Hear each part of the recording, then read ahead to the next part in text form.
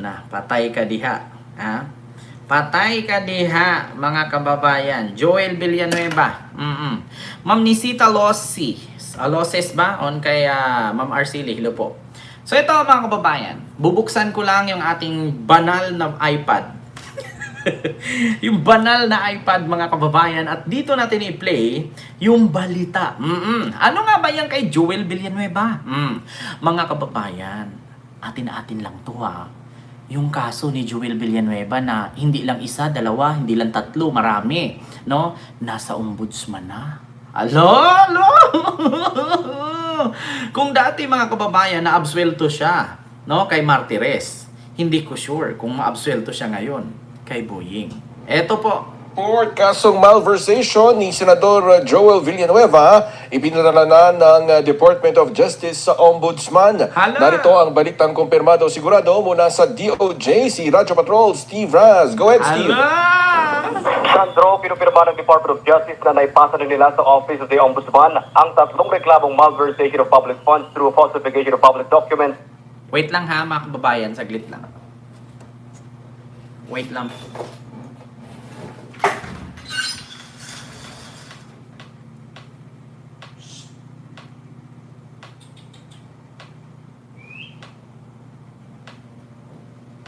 Okay.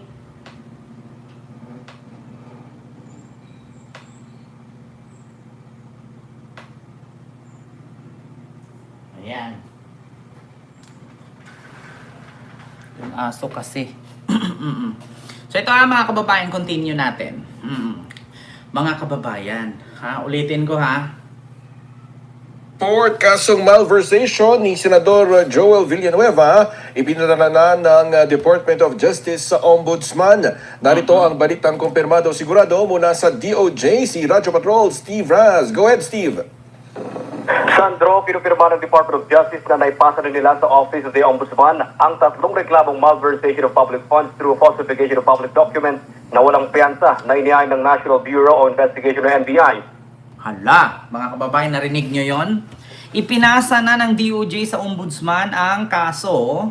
Tapos, tatlong kaso na malversation versus Joel Villanueva, no, na walang piyansa. Hala ka, patay ka diha. Mga kababayan, walang piyansa. Kaso ni Joel, kaya ko kayong tignan mata sa mata. Edi wow! Laban kay Senador Joel Villanueva, kaugnay ng manumalyang flood control project sa Bulacan, kung saan sangkot ang WOW Builders at Top-Notch Catalyst Builders Inc.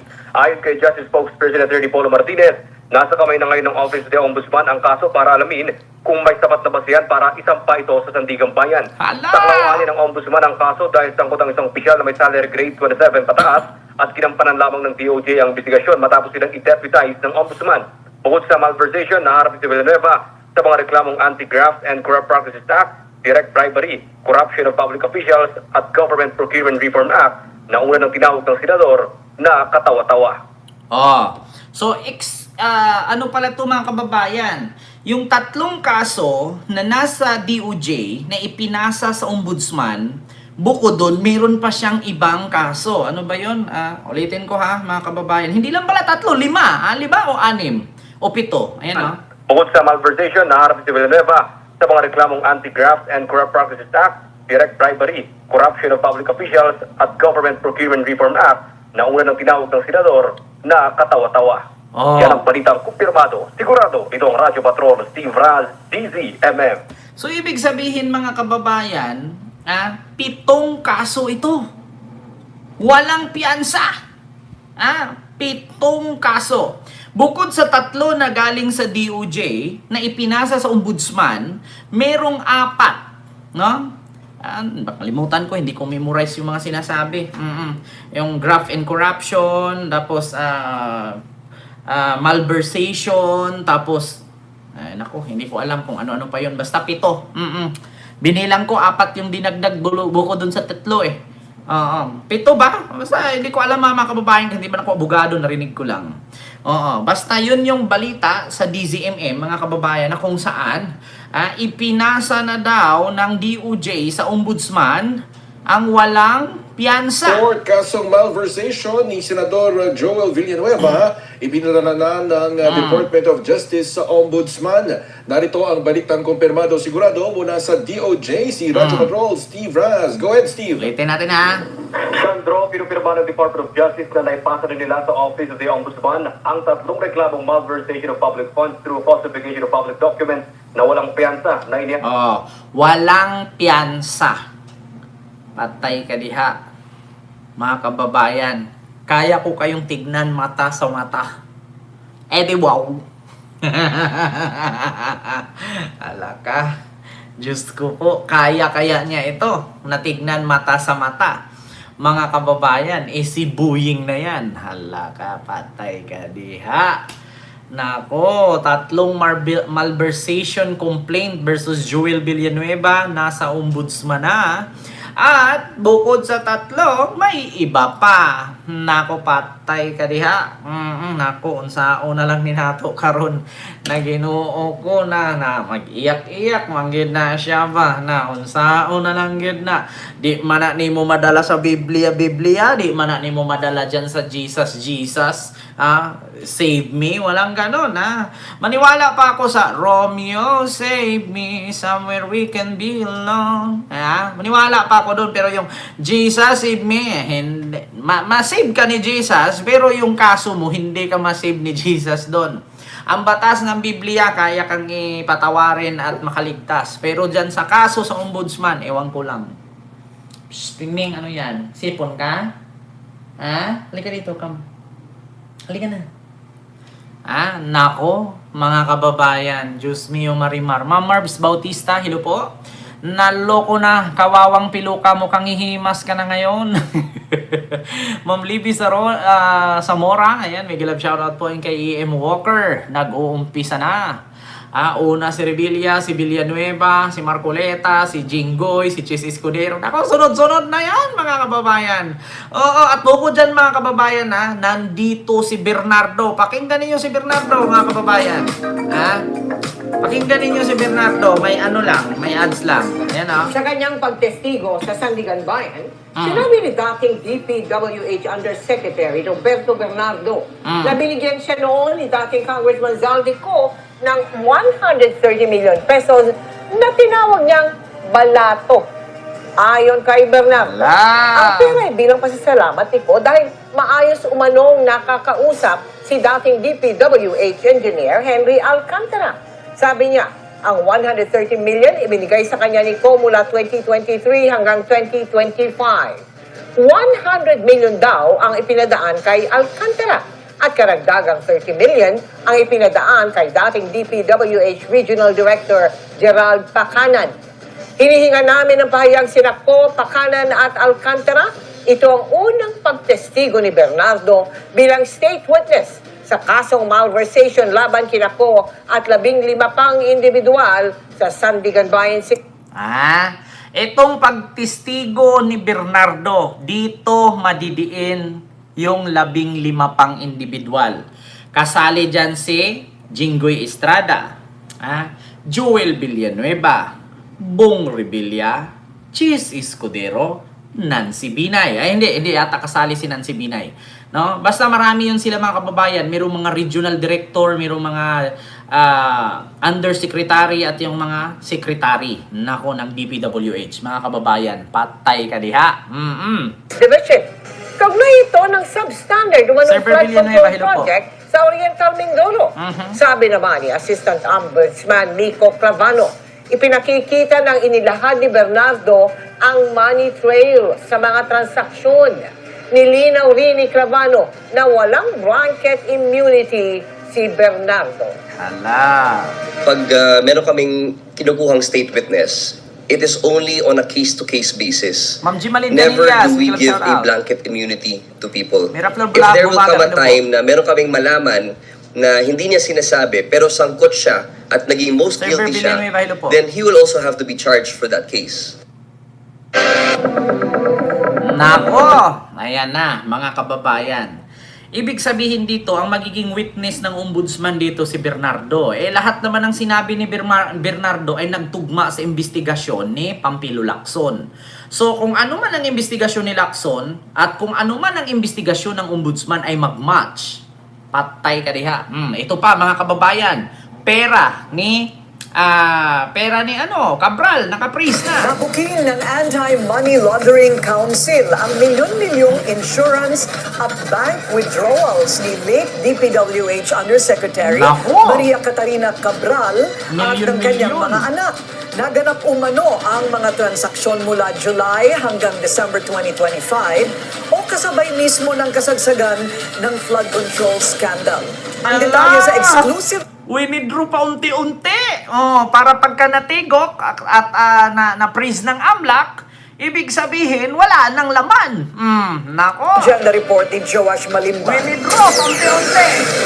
Bukod sa umano'y biglaang paglobo ng yaman nang yumaong si Maria Catarina Cabral mula nang maupo siya bilang DPWH Undersecretary, naitala rin daw ang Ma'am Susan pinakamalalaking Gatus. bank at insurance transactions ng kanyang mga anak mula 2022 hanggang 2025. Ayon yan sa investigasyon ng Anti-Money Laundering Council o AMLAC. Ayon sa freeze order petition na inaprubahan ng Court of Appeals noong March 2, sinabi ng AMLAC na may indikasyon umano ng wealth preservation at intergenerational transfer ang insurance transactions na nakapangalan kay Cabral.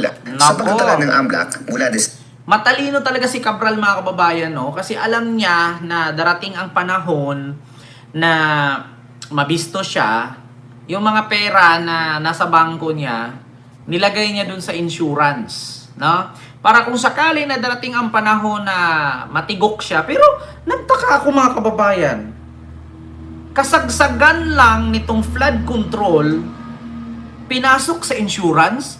So ibig sabihin, planado yung pagkamatay niya.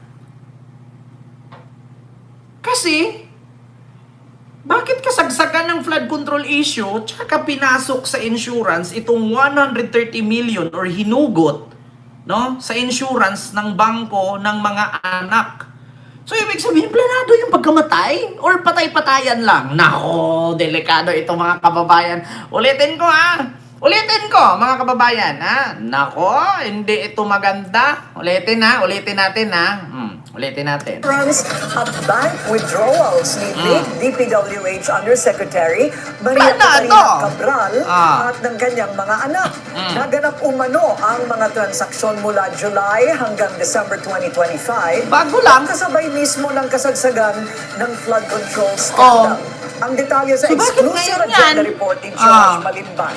So, ibig sabihin, alam na nila yung Bukod sa umano'y mangyayari. biglaang paglobo ng yaman nang yumaong si Maria Catarina Cabral mula nang maupo siya bilang DPWH Undersecretary, naitala rin daw ang pinakamalalaking bank at insurance transactions ng kanyang mga anak mula 2022 hanggang 2025. Ayon yan sa na. investigasyon ng Anti-Money Laundering Council o AMLAC. Ayon sa freeze Planado. order petition na inaprubahan ng Court of Appeals noong March 2, sinabi ng AMLAC na may indikasyon umano ng wealth preservation at intergenerational transfer Yes po, ang Ma'am insurance Princess Paris. transactions na nakapangalan kay Cabral.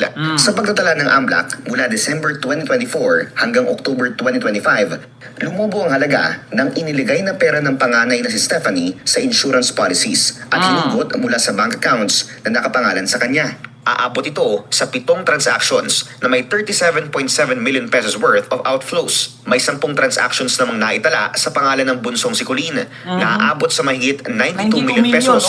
9 out of 10 transactions Million. recorded noong 2024 at 2025 lang. Ayon sa AMLAC, insurance-related ang majority ng transactions ng magkapatid kung saan beneficiary sila ng kanilang ina. Naitala rin daw ang malalaking transactions sa mga panahon kung kailan ani AMLAC ay may substantial control si Cabral sa pondo ng DPWH projects. Hindi rin daw tugma ang financial profile at lawful source of income ng magkapatid sa halaga ng kanilang recorded financial transactions. Kasabay nito, 33.7 million pesos out Ma'am of the Susan, hello po. 45.5 million pesos na over-the-counter withdrawals ni Cabral mula nang maupo siya bilang USEC na itala lang din noong 2025. Una nang iniulat ng Billionaire News Channel na pinatawan na ng freeze order ng Court of Appeals ang assets ni Cabral. Kabilang dito ang nasa 31 bank accounts, 25 insurance policies at 6 na motor vehicles. Kasunod din ang affidavit na inihain ni former Undersecretary Roberto Bernardo na kasalukuyang nasa Witness Protection Program ng pamahalaan.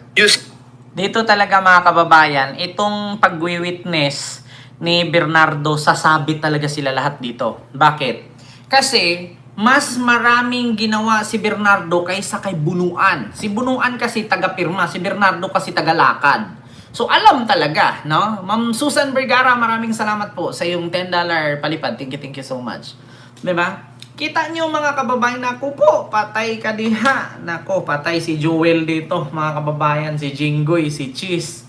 Allah, si Bong Rebellion, naku po, marami-rami nga. Naku, patay ka diha, bata ka. Naku, kaya ko kayong tignan mata sa mata. Hindi wow. Ala, mga kababayan, eto na nga ang sinasabi ko. Patay ka diha. Ayun, Ma'am Cyril Andres, mayong gabi Nako po, patay ka diha talaga. Nako, eto na nga yung sinasabi ko mga kababayan. Tigilan nyo yan. Continue natin si Bernardo. Cabral would tell me that she would communicate and meet legislators to inform them of the amount of their allocations and ask them for titles of projects that they want to include in the DPWH budget. Una nang sinabi ng DOJ na bagaman pumanaw na si Cabral at absuelto na siya sa kanyang criminal liability, posible pa rin maghain ng civil forfeiture cases ang gobyerno para mapreserba ang kanyang assets.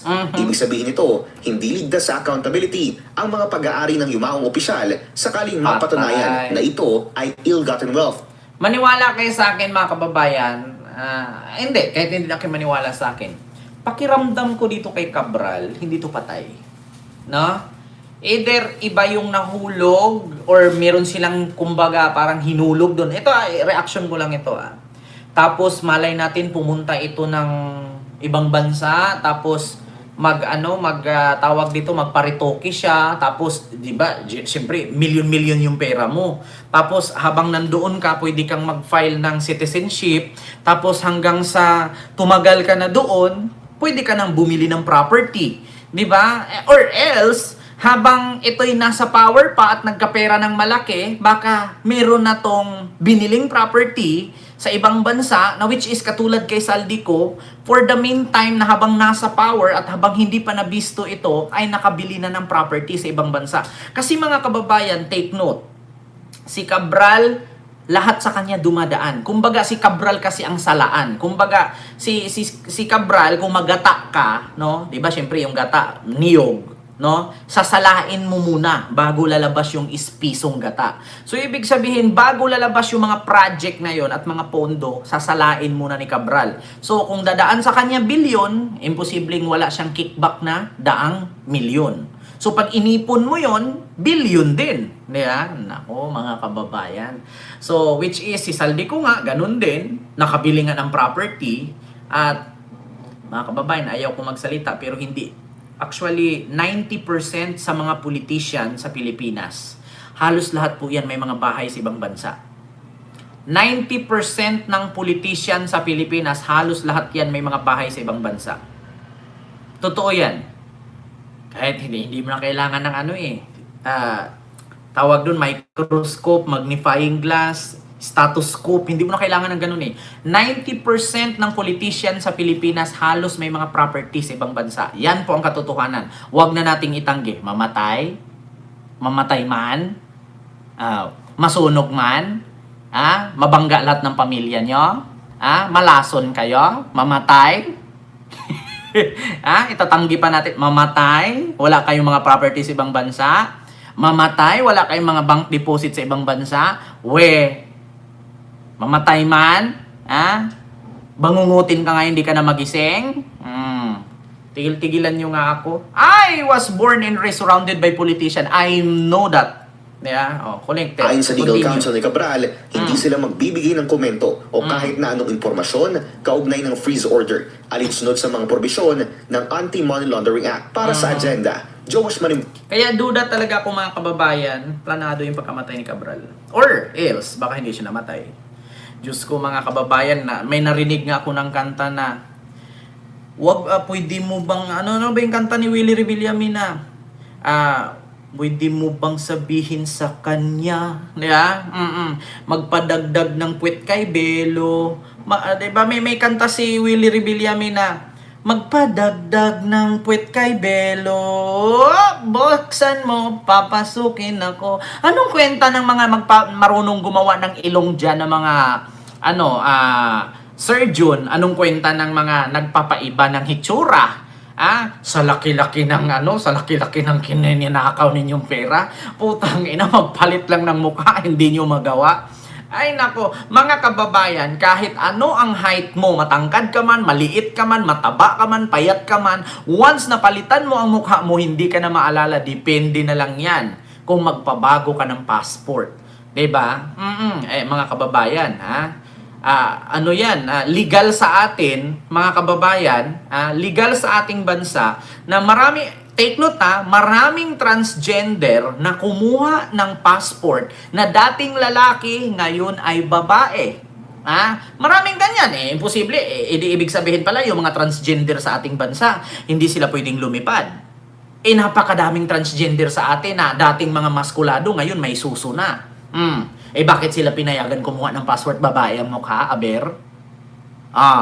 So, ibig sabihin, kung ang transgender allow na kumuha ng panibagong passport na dati silang lalaki at ngayon ay babae, so allow din ang mga ordinaryong tao na halimbawa magpaiba ng hitsura, allow din sila na magkuha ng panibagong passport. Diba? Kasi mangyayari, mga kababayan, Diyos ko, kung hindi allow yan, edi walang magpa-plastic surgeon sa ating bansa. Napakadaming nagpapaiba ng mukha. Example ko na lang sa inyo, yung artista na nabagsakan ng dumbbell yung mukha. Sino ba yun? Si Virano ba yung apelyido nun? Yung artista na nabagsakan ng dumbbell dito, nabulok dito, nabagsak sa mukha. Dinala nila sa Thailand, binago ang hitsura. Diba? Si Sanderford, binago ang hitsura. Imposible na ilagay mo yung pinipig mong mukha, tapos pagtingin mo sa immigration, ikaw ba to, sir? Ang pangit mo dito sa passport, tapos iba na yung mukha mo sa, di ba? Si Jake Cyrus, di ba? Si Charis. So, ibig sabihin, allow yan na magbago ng mukha. Kaya hindi ako naniwala si Cabral na namatay. Malay natin, bago yun, nagpabago ng mukha, tapos iba yung hinulog nila. Mga kababayan, ako dati, alam nyo ba, habang nag-aaral ako, uso dati yung bumibili ng mga patay. Alam nyo yung mga patay na binibili sa school, tapos ginawang experiment? Yung iba nga, nangunguha ng pulubi.